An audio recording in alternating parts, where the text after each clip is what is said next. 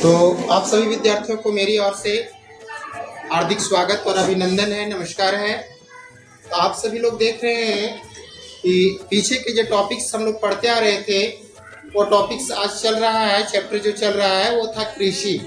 ठीक है, अर्थात कृषि के बारे में, एग्रीकल्चर के बारे में, कृषि किसे कहते हैं उसके बारे में पीछे के टॉपिक्स में पढ़ चुके हैं।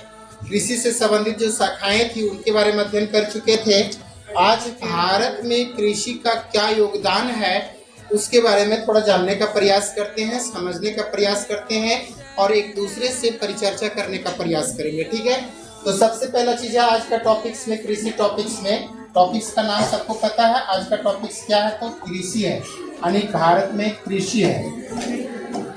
ये कृषि टॉपिक्स में जो है पढ़ना क्या है हम लोगों को भारत में कृषि टॉपिक्स के अंतर्गत कि भारतीय कृषि की भूमिका, भारत में कृषि का योगदान किस रूप में है, हम सभी लोगों को कृषि क्या महत्वपूर्ण हम सबों के लिए है या नहीं है, कितना हम लोगों के लिए मददगार साबित होता है कृषि, आज उसके बारे में जानने का प्रयास करते हैं। तो सबसे पहला है कि भारत विश्व का एक महत्वपूर्ण कृषि प्रधान देश है। कैसा देश है? तो महत्वपूर्ण कृषि प्रधान देश है।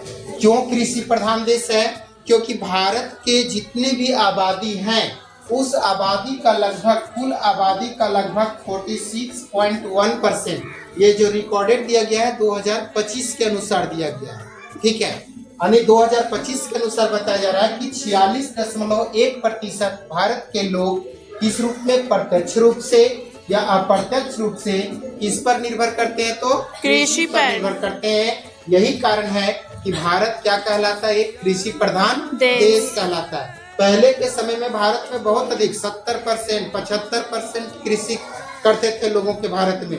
धीरे धीरे 68% हुआ, फिर 64 हुआ, फिर 52% हुआ। इसी प्रकार से अभी फिलहाल में वर्तमान समय में 2025 के अनुसार में कृषि हमारे देश में कितने प्रतिशत लोग प्रत्यक्ष या अप्रत्यक्ष रूप से निर्भर है? तो 46.1% कृषि पर निर्भर करते हैं। अगला टॉपिक है इसमें कि भारत में प्रति व्यक्ति कृषि भूमि, जितना हमारा कृषि योग्य क्षेत्र है उस कृषि भूमि का कुल उपलब्धता, जितना कृषि भूमि उपलब्ध है वो भारत में प्रति व्यक्ति बहुत कम है। मात्र कितना है? प्रति व्यक्ति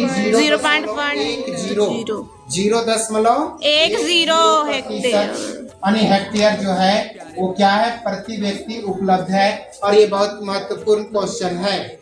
ठीक है, 0.10 हेक्टेयर प्रति व्यक्ति भूमि, कृषि योग्य भूमि भारत के प्रति व्यक्ति लोगों को प्राप्त होता है, जहां लोग खेती करना संभव कर पाते हैं। जबकि यही पूरे वर्ल्ड की बात करेंगे, पूरी दुनिया की बात करेंगे हम, तो पूरी दुनिया में कितना परसेंट, कितना हेक्टेयर है प्रति व्यक्ति? तो 4.50 हेक्टेयर प्रति व्यक्ति पूरी दुनिया में कृषि उपलब्ध है जहाँ खेती किया जाता है। ठीक है, नेक्स्ट पॉइंट देखते हैं कि प्रति व्यक्ति हमारे देश में कम है, तो हमारे देश में 1.10 है प्रति व्यक्ति हेक्टेयर है, प्रति हेक्टेयर है।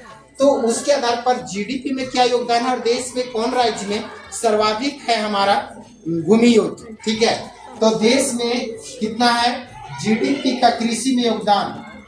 जीडीपी मतलब समझते हो? ग्रॉस डोमेस्टिक प्रोडक्ट, सकल घरेलू उत्पाद। इस सकल घरेलू उत्पाद में कृषि क्षेत्र का योगदान कितना परसेंट है? 2025 का डाटा हम बता रहे हैं आपको, वो 16 से लेकर के 18% है। वही उद्योगों का योगदान है 30.5% के लगभग 30.5%, और बाकी सेवा क्षेत्र के अंतर्गत आते हैं जो 58.4% योगदान है। सेवा क्षेत्र मतलब थर्ड सेक्टर के अंतर्गत आते हैं ये सब। ठीक है, नेक्स्ट हम लोग देख रहे हैं कि देश में जितना भी कृषि भूमि जोत है उस कृषि भूमि जोत में अगर बात करेंगे तो 75% से अधिक, 75% से अधिक भूमि जोतों का आकार मात्र 1 हेक्टेयर से कम है, बहुत कम माना जाता है।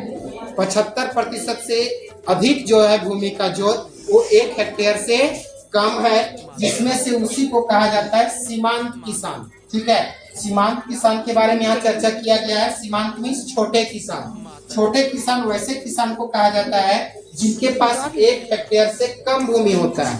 भूमि का जोत कितना प्रतिशत हो, कितना हेक्टेयर हो? तो 1 हेक्टेयर। भूमि का जोत का आकार अगर बात करेंगे तो कितना हेक्टेयर होता है?